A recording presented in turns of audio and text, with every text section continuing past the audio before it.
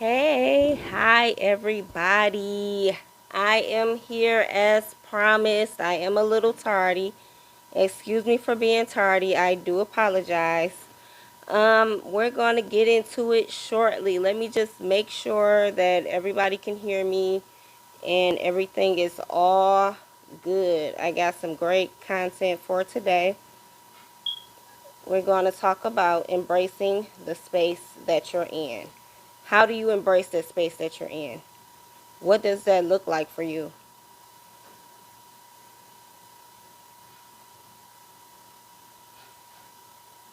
Give me 1 second. I am here as promised. All right, so we're all good. So today we're going to talk about embracing the space that you're in. Meaning, in this season, where are you right now? Are you happy with the space you're in? Or are you complaining about the space you're in? Let's talk about it. So, there's many times in life where we go through and we're just wondering, oh my God, when is this going to be over? How do I get to the next step? Oh my God. And sometimes we just, give up on life and just live day to day without even thinking or acknowledging, that we're even here on earth. Like, let's stop and be grateful. Let's even praise God for waking us up today. So first of all, my name is Taynia A. Mosley. I am a certified life coach. I am also an author, a blogger, and I am here today to help you embrace the space that you're in. Let's talk about it, okay? Like, I just got a few tips that I want to give out today. And first of all, let's start off with the definition of embrace. Like, what does it mean? Embrace. Like, what does embrace mean? What's the true definition? And that is, according to the Oxford Dictionary, embrace is to accept or support a belief, theory, or change willingly and enthusiastically. So embracing yourself, accepting where you are right now today in life, accepting right now in this moment. Sometimes we get caught up on what we look like today, how we feel today, but sometimes you have to push past that and move forward. Sometimes you have to be your own biggest cheerleader. Sometimes life can get hard, and I mean, that's what life does. It gets hard sometimes, and we just have to know that there is a God, and He is always in our corner. He is always moving. So we have to learn how to push past all the circumstances and situations and learn how to embrace right where we are. It does not matter what yesterday looked like. It does not matter what a moment ago looked like. You have to embrace that thing. You must acknowledge where you are right now today. And you do that by, asking yourself, where am I? Like, is this a space I want to be in? Is this what God designed me for? You may be wondering, like, what's my purpose in life? Why am I even here? But today I come to give you some tips. So just tune in, stick with me. If not, catch the replay. It will be up. So the first step is you must acknowledge where you are in life. And that's on period. You have to know exactly where you are. You have to slow down. Take a deep thought, take a deep breath, and just woosah for a moment, okay? Where am I concerning my life? How am I feeling at this moment? These are questions you have to ask yourself. How do I want to feel? So you go from how am I feeling? Well, today I'm alright. I'm okay. But how do you want to feel? Don't you want to feel good? Don't you want to wake up smiling and happy with joy? Let's work on it. I'm going to give you 3 steps and a little advice just to get you on your, started on this process, because embracing where you are is a journey every single day. And I mean, we get tested day after day, and sometimes we do fail, but you must know that you have to get back up. Like, you're here for a reason. You're here for a purpose in this season. Even if this is your worst season, you have to know that there is always better. Like, you have to believe in yourself. So the first step, okay, y'all, I'm a note taker, so sorry if I keep looking down, but step one, how to embrace where you are. Step one is you have to be grateful, even if you're not in a place where you want to be right now. You have to be totally grateful for where you are, for what you've been through, because without those situations and circumstances, you probably wouldn't be here today. Without those certain situations happening to you that probably built character in you, that probably built you up even stronger, you probably wouldn't even, be able to stand on your 2 feet today. So you must embrace where you are with gratefulness and thankfulness in your heart. Like, just, God, I'm so grateful. I even woke up today. God, I'm so grateful that I went through that divorce or that breakup, because it has built me and made me much stronger. It has shown me where I want to be in life. It has shown me what I do want and don't want in life, in a relationship. Like, thank you, God, for bringing me through. You have to be grateful. And another way to be grateful is you can get you a journal and just, start writing. You can get your journal, start writing your grateful and thankful statements. That's, one way, because I am a writer, and so I write a lot of things out. And also, let's see, I do a lot of talking to God. So I am a life coach, but I am spiritual. It is all spiritual. So I wouldn't force my, what I believe in on you, but you must know that there is a higher power, and you got to believe in something. Okay, step two is treating your past as lessons instead of curses. And that's what I mean. Like, everything we go through in life is a teaching moment. It's either going to teach you to do better, or it's going to teach you to do something different. You have to look at everything as a lesson in life. And I learned that from my pastor. He was teaching on, stop treating your past as if, it was something bad. You have to take everything as a lesson. It's a lesson in life, and it teaches you to move forward. It teaches you to endure. It teaches you to have strength when you have no strength at all. It teaches you to hold on when you don't even think you can hold on any longer. So that's step two, which is treating your past as lessons instead of curses. And step three is simply do the work. You can do the work when you have to ask yourself these type of questions. And the questions are, where in my life have I been disappointed? Where have I disappointed myself? Have I forgiven myself? Like, am I holding a grudge against myself, and that's why I can't get up and move forward? Have I forgiven the people around me? Sometimes we just up and mad and, angry at everybody, and we can't figure out why. Like, are you holding unforgiveness in your heart? Because the unforgiveness is not hurting the people you're mad at. It's hurting you.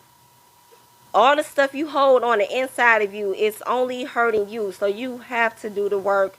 You have to release all the negativity that's probably, in your heart. Not saying everybody is also mad and negative, but these are steps to help when you do, because we all do fall. You know that, right? We all do fall.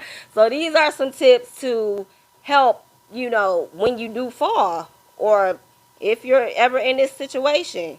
You must learn how to forgive. And it starts with forgiving yourself. Like, it's a lot of people that blame themselves for past mistakes. Oh, did I stay in this relationship too long?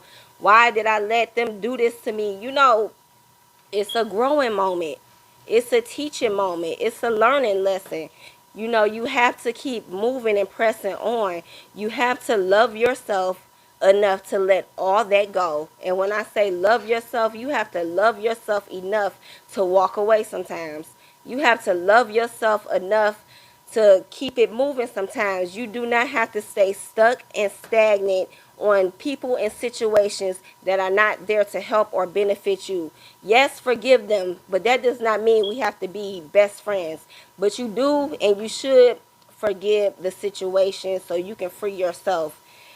Another question, am I still holding on to whatever the situation may be? It may be that you're not mad at a person, you mad at a situation.